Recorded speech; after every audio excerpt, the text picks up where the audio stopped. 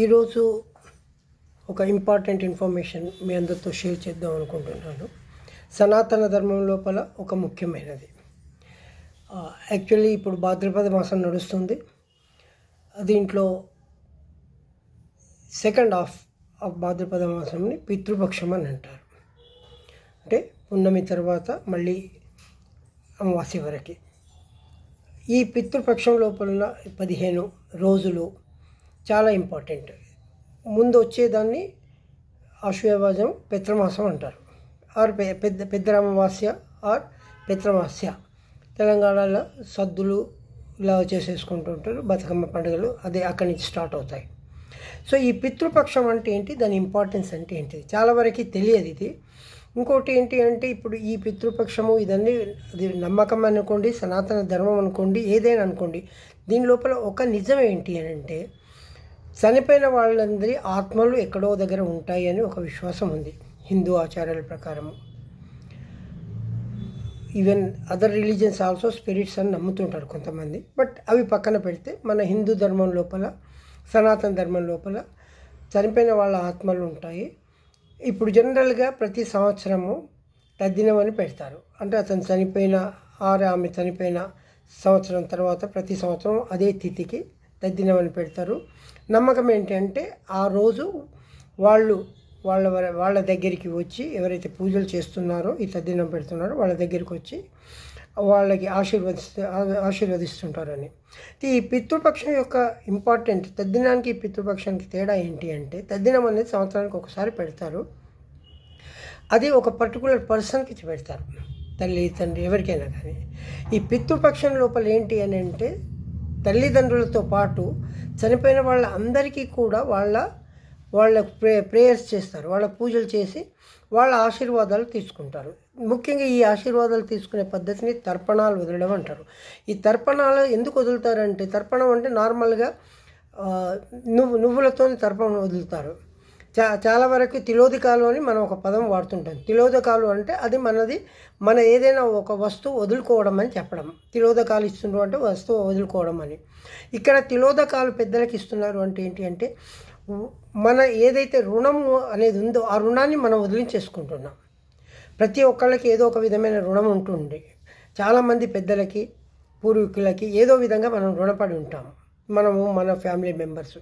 So ఈ తిలోదకాలతోని ఆ రుణము అనేది తీర్చుకుంటున్నామని ఒక నమ్మకము.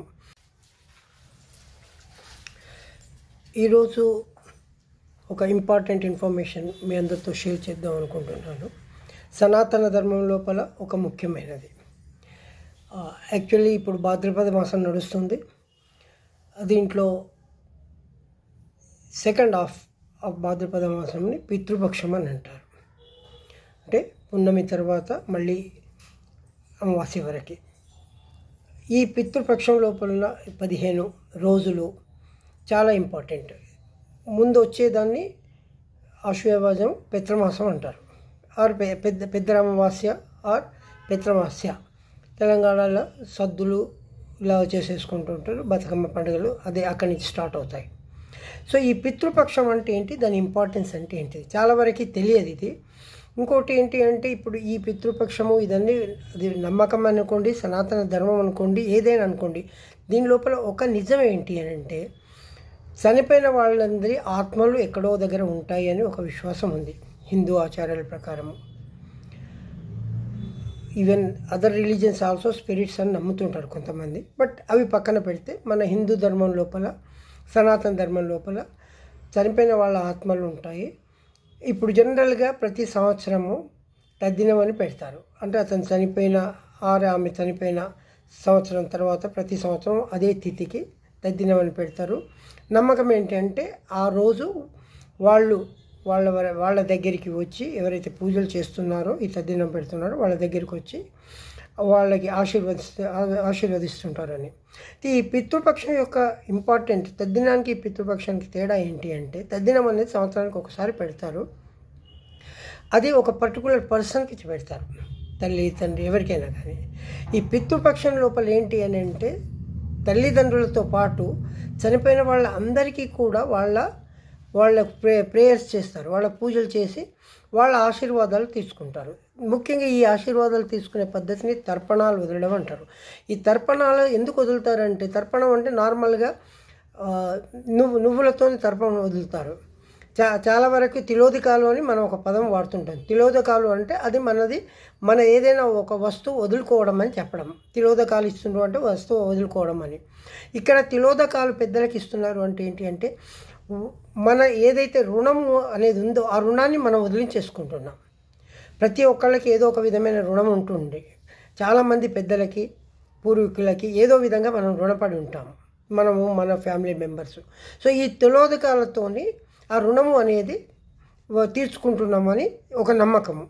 ఈ తిలోదకాలతోనే ఒక ఇంపార్టెంట్ ఏంటి అని అంటే, అది ఒక తల్లిదండ్రులకే కాకుండా బంధువులకి ఎవరైనా కూడా చనిపోయిన వాళ్ళందరికీ ఏదో ఒక వాళ్ళ ఆత్మకి ఏదో ఒక బంధుత్వం ఉంటుంది, బంధాలు ఉంటాయి వాళ్ళందరికీ.